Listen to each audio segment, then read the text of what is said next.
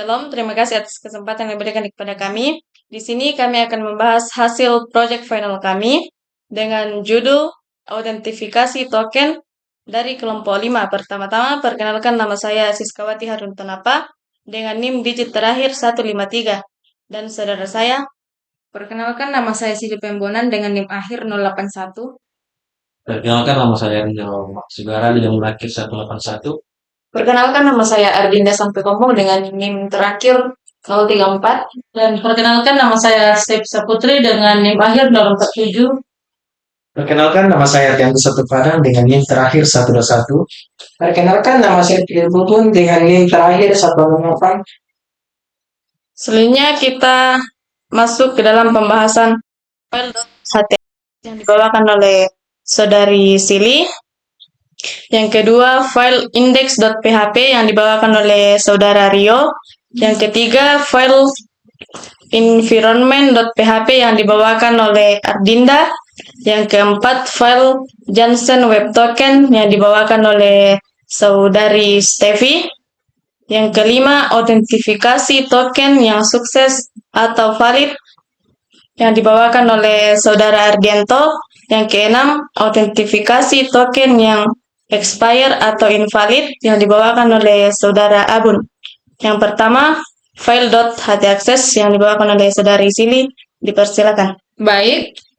Yang pertama kita masuk pada penjelasan file.htaccess. Kode.htaccess ini untuk mengarahkan semua request ke file index.php kecuali jika yang diakses adalah file atau folder yang benar-benar ada. Dengan begitu, aplikasi bisa memakai routing dinamis tanpa perlu menyebutkan file PHP di URL. Selanjutnya, file index.php yang dibawakan oleh saudara Rio. Dipersilakan. Baik, pada endpoint post login ini digunakan untuk proses login dengan cara mengirimkan data seperti email dan password untuk diverifikasi oleh server. Lalu server akan memberikan token autentikasi jika valid. Sedangkan pada endpoint get ini digunakan untuk mengecek apakah token tersebut masih berlaku atau apakah pengguna masih dalam status login, sehingga aplikasi dapat memastikan bahwa user yang mengakses fitur tertentu benar-benar terautentikasi. Selanjutnya, file env.php yang dibawakan oleh saudari Dinda. Dipersilakan.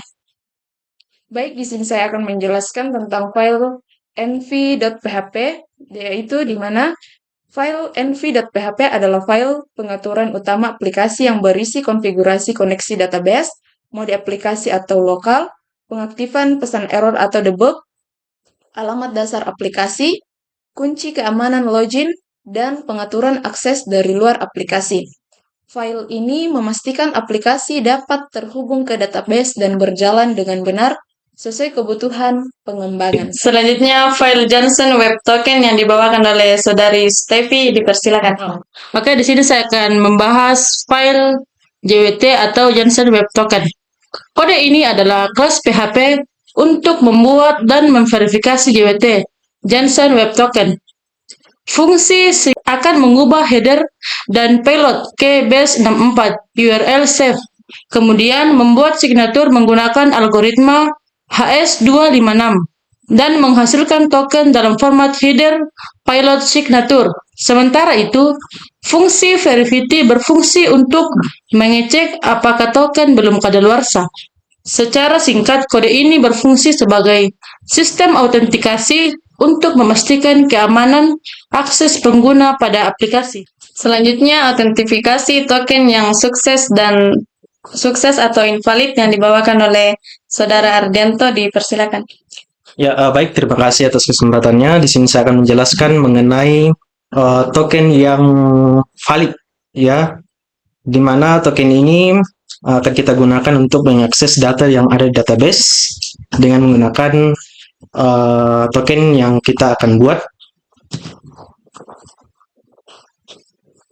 Oke, yang pertama di sini kita akan melakukan login untuk mengambil token dengan cara POS. Kita mengirim data ke server menggunakan data yang benar atau yang valid, yang sesuai dengan yang ada di database, agar database bisa bisa mengakses dan memberikan kita token agar kita bisa membaca data yang kita cari di database. Selanjutnya kita akan send atau kirim. Nah, ini akan memunculkan sukses atau true dan login berhasil. Ini adalah pesan login berhasilnya dengan 200 oke. Kemudian kita akan salin kode ini. Ini adalah kode yang sudah dihash beberapa menit, 3 menit untuk melakukan get pada tokennya. Kita akan masuk kembali bagian cek untuk menggunakan token ini dengan menggunakan get. Kita ke bagian authorization. Jangan lupa bagian sini kita ganti menjadi bearer token. Di sini kita akan masukkan tokennya dan kita send. Nah, di sini hasilnya akan menjadi 200 oke, yang menandakan bahwa ini adalah sukses atau berhasil untuk mengambil data yang dari database dengan metode get. Kemudian ada sukses true, ini adalah data yang ada di database, seperti itu. Jadi ini artinya tokennya ini menjadi valid. Ya, mungkin begitu saja. Terima kasih. Yang terakhir, kita masuk ke dalam autentifikasi token yang expire atau invalid yang dibawakan oleh Saudara Abun. Baik, di sini saya akan menampilkan token yang invalid atau error.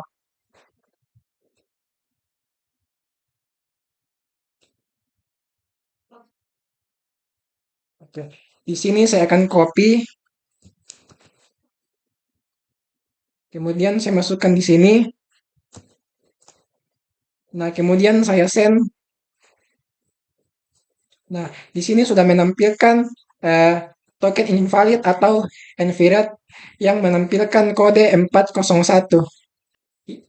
Yang ini artinya adalah token expire yang menampilkan pesan error yang lewat dari 3 menit.